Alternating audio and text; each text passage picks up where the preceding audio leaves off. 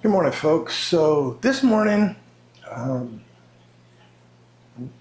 gonna do something a little bit different than I've ever done before.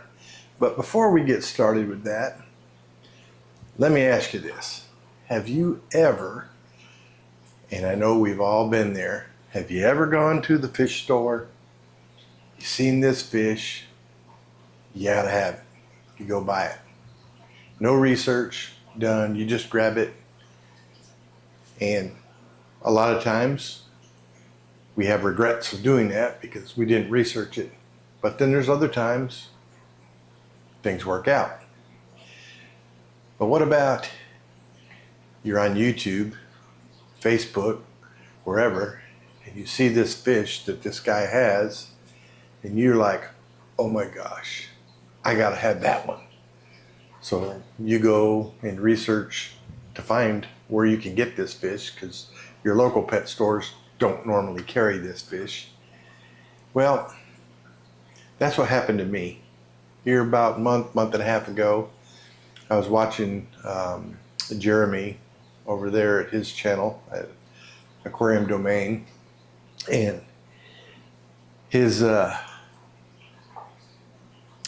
what they call it, I can't remember it's the name of his tank, but it's full of all sorts of it's a community tank basically, and it had these royal trout Danios. Oh my gosh, I fell in love with them from the moment I saw them. I was like, I gotta have them. So I went to several places looking for them. Some people were out of stock, some people had some, and finally I ordered them, so that was about a month and a half, maybe 2 months ago. Dude, I'm telling you, they're one of my favorite fish, Even though I didn't do any research on them, I know the Danio species, I have Danios right back here, just regular giant Danios. I know the Danio species are a community style fish. They're very not aggressive. So I was pretty safe in saying, okay, I'm gonna get them. So I did.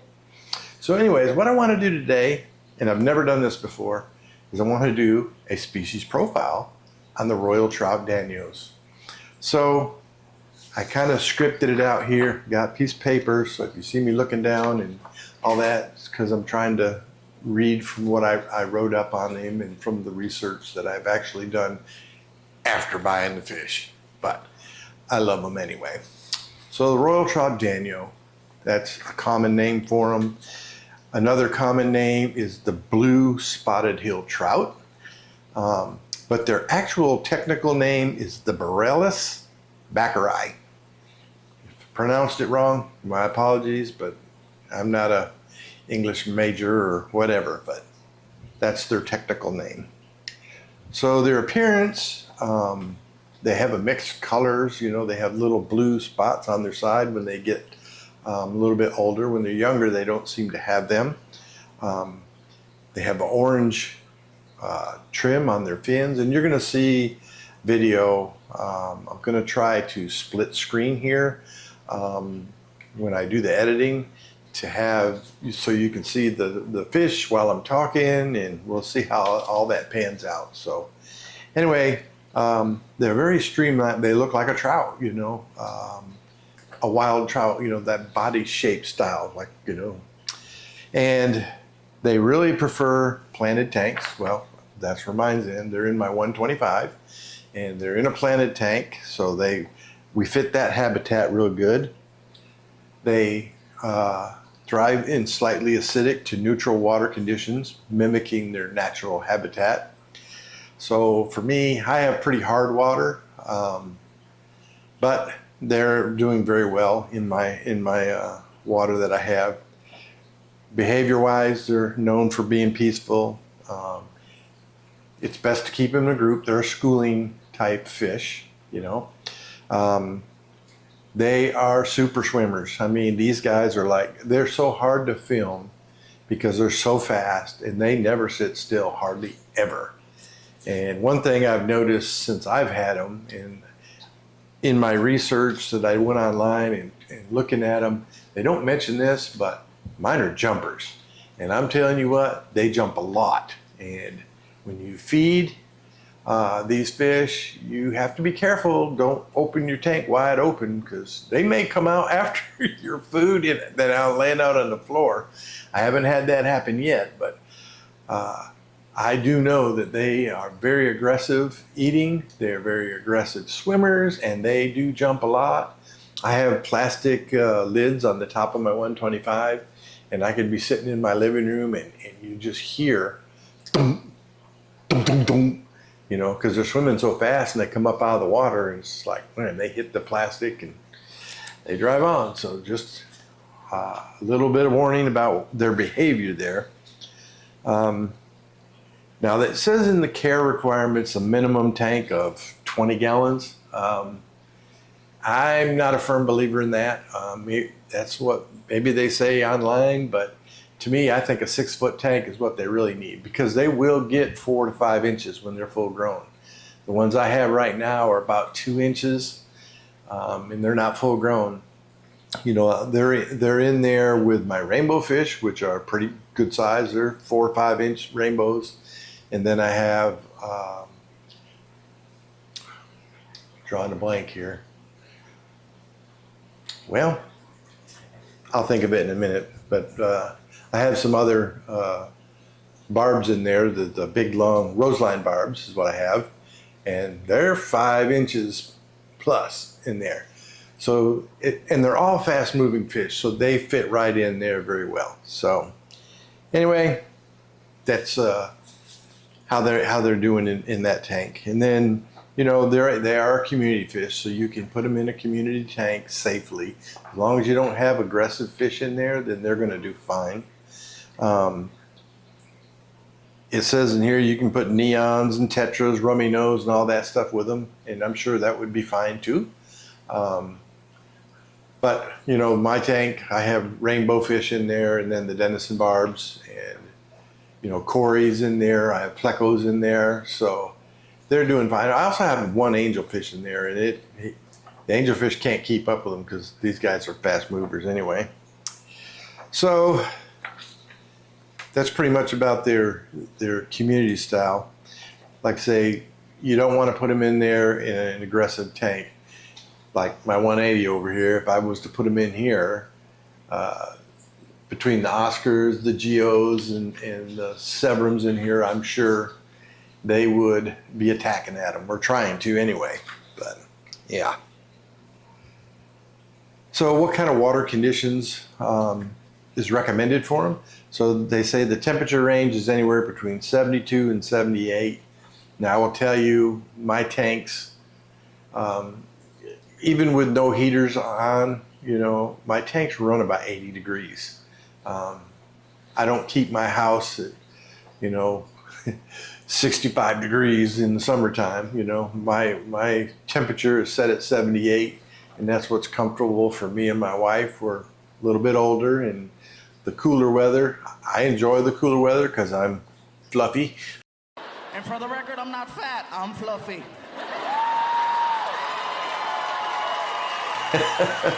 But I have to keep my wife comfortable, and if it gets too cold, it's not good for her. So that's how my tanks stay, and they're doing fine in that temperature. The pH, you want to be in between 6.5 and 7.5 is what it says. Now I'll tell you, I don't chase pH. Whatever the pH is whatever it is, you know. Some people want to chase the pH. I'm not doing that. Maybe if you are trying to breed these guys, you need to try to mimic their water quality the way they need it for breeding. But I haven't bred them or tried to breed them yet. So, I mean, my pH is what it is, and I sit about 7.2 to 7.6 on any given time I test. So we're in that range. Water hardness is to be around 5 to 15 for the GH. They like the mineral content in your water, and I got hard water, so they get plenty of minerals, that's for sure. Oxygenation and filtration, they need a good oxygenated tank.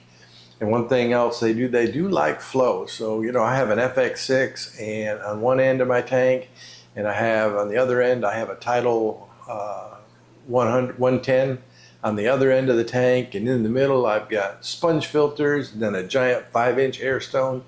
It keeps that water moving for them, so they like the moving water and the oxygenated water, so that's good for them.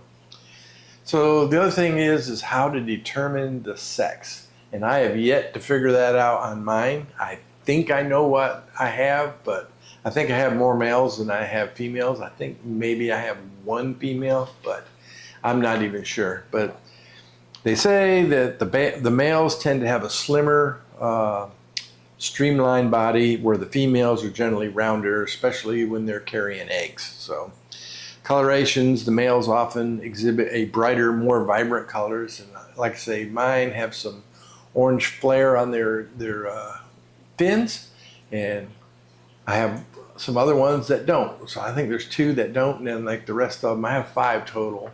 And I think 3 out of the 5 have orange, maybe even 4 out of the 5, but who knows? And then they say fin difference. Males usually have longer, more pointed fins, and then dorsal fins, whereas the females have a shorter, rounder fin. So I'll have to look closer at them and see if I can actually determine if I have males and females or not. At this point, I just don't know. During breeding time, just like any type of fish, during breeding time, the males really want to stand out. Their colors will brighten up. My Empire gudgeons over in here, when they breed, oh my gosh, the males, they just, poof, they blast the color, and they're beautiful when they're in breeding dress. Same thing with these guys. Their colors are gonna really snap out when they're getting ready to breed or wanting to breed. So, and they'll be chasing the females all over the place. So, anyway, those characteristics that I mentioned about male and female, it's not always a perfect science. So, you just gotta do your best that you can to try to identify what's male, what's female. Sometimes it's very difficult in different species. Sometimes you have to wait till you actually see them spawning. You say, oh, that's the female. I see her laying eggs, So it just is what it is sometimes. Trying to breed these guys, right? If you want to try to breed these guys, which I think maybe later on down the road, I may try to breed these guys. It's not in the cards right now, but I think I would love to try. They say use a separate tank. They said at least 10 gallons, and I would say at least either a 20 or a 40 gallon, because these guys will get pretty good size. So provide lots of plants, spawning mops for them to hide their eggs on, and for egg laying surfaces. Maintain your temperature between 75 and 80, it says. So they want the warmer water, And then the pH, again, they're saying 6.5 to 7.5. You want to maintain those areas. Then it says just select your male and a female, right, that are mature. Ideally, they're at least 6 months old, it says.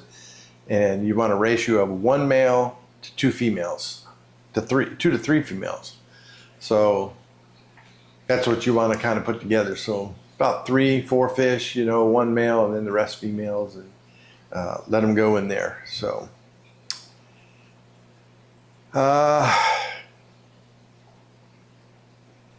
says observe them. Eggs can be laid on plants, spawning mops. Females can lay hundreds of eggs, it says.